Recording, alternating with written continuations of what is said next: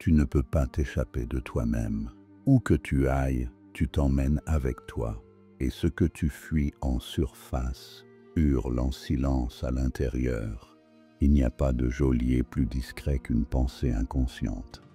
Elle entre doucement, s'installe sans prévenir, et bientôt, elle devient un décor que tu crois réel. Tu vis dans ton esprit, pas dans le monde. Le monde n'est qu'un écho. Ce que tu penses, tu le projettes, et ce que tu projettes, tu finis par le croire. Tu ne vois pas les choses comme elles sont, tu les vois comme tu es. La pensée est un pinceau invisible. Elle colore chaque regard, chaque mot, chaque silence. Elle est la racine de ton calme ou de ton chaos. Mais ce qu'on ne t'a jamais dit, c'est que tu peux apprendre à la manier, pas à la supprimer, à la gouverner. L'esprit, ce n'est pas un ennemi, c'est un royaume, et toi, tu es censé en être le souverain, pas le prisonnier.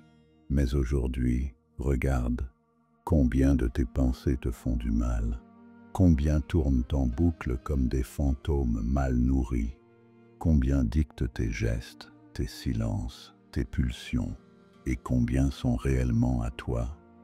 Tu n'as pas appris à penser, tu as appris à répéter, à craindre, à anticiper, à douter, à interpréter, mais pas à observer, pas à choisir. Chaque pensée est une graine.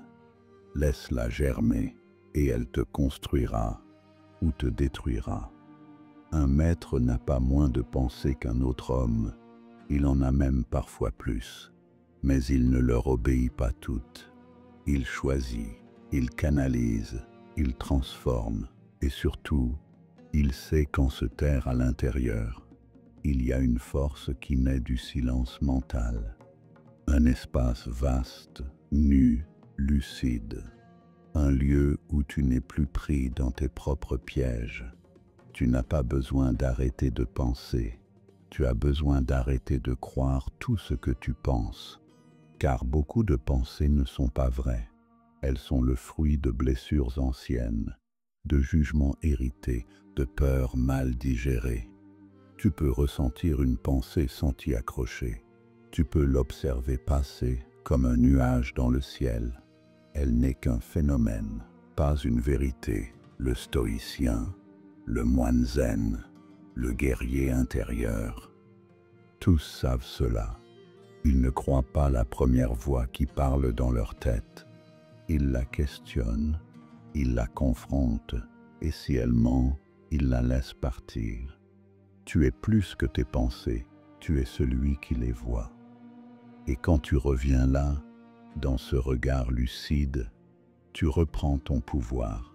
La pensée est une lame. Si tu l'ignores, elle te blesse. Si tu la maîtrises, elle protège. Tu peux forger ton esprit comme un sabre, par l'attention, par la répétition, par la présence. Tu crois que tu n'as pas de force mentale, mais en vérité, tu ne l'as jamais entraînée.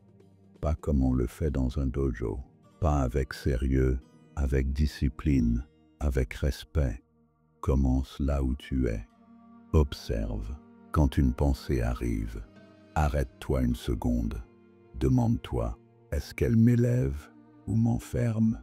Est-ce qu'elle ouvre ou elle contracte? Est-ce qu'elle est vraie ou juste familière?